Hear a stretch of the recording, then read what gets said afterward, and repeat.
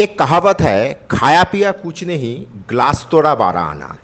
एक बोरिंग और थका देने वाला हफ्ते के बाद एक एक्सटेंडेड वीकेंड मन को काफ़ी सुकून दे रहा है।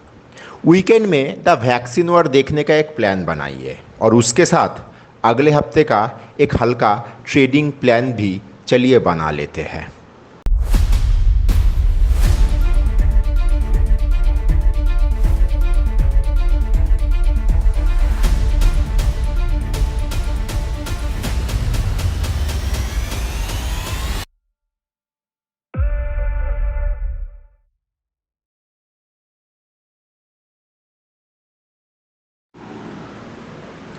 देखिए, ये पूरा हफ्ता हम लोगों का बाजार ग्लोबल के नाम पे कुर्बान हो गया।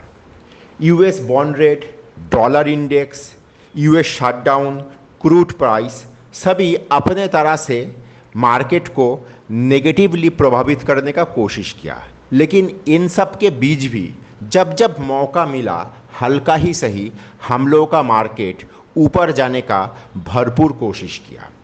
ये एक तरह से अगर मैं देखूं तो ये हम लोगों का मार्केट का अंदरूनी ताकत को दर्शा रहा है।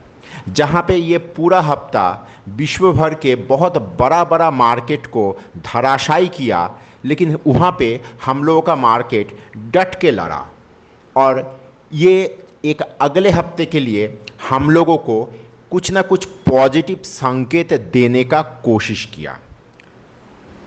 मैं ऐसा मानता हूँ कि अगले हफ्ते हम लोगों का मार्केट ये कंसोलिडेशन से निकलेगा, ऐसा होने का संभावना बहुत ज़्यादा है।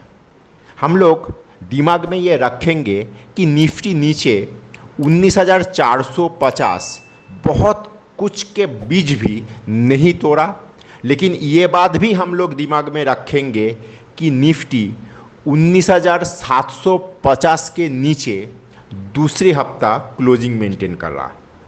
तो सब मिल मिला के हम लोग जो एक कंसोलिडेशन के बीच से जा रहे हैं, ये कहीं ना कहीं मार्केट को एक टाइम करेक्शन दे रहा है।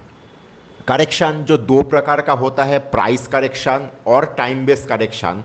उसमें प्राइस करेक्शन हम लोग कर नहीं पा रहे हैं मार्केट का अंदरूनी ताकत के कारण से, लेकिन टाइम बेस्ड करेक्शन ये ग्लोबल के चलते हो जा रहा है। ये एक सुखद अनुभूति है।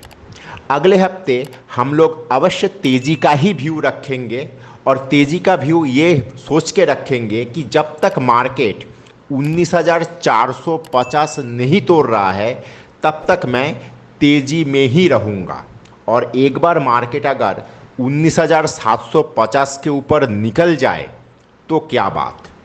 अगले हफ्ते हम लोग बैंक और मेटल के ऊपर खासा ध्यान देंगे, क्योंकि बैंक जिस तरीके से कुछ खास मूवमेंट उस हिसाब से इस हफ्ते में नहीं किया, तो अगले हफ्ते इसको एक अच्छा अपवर्ड मूव देने का संभावना है।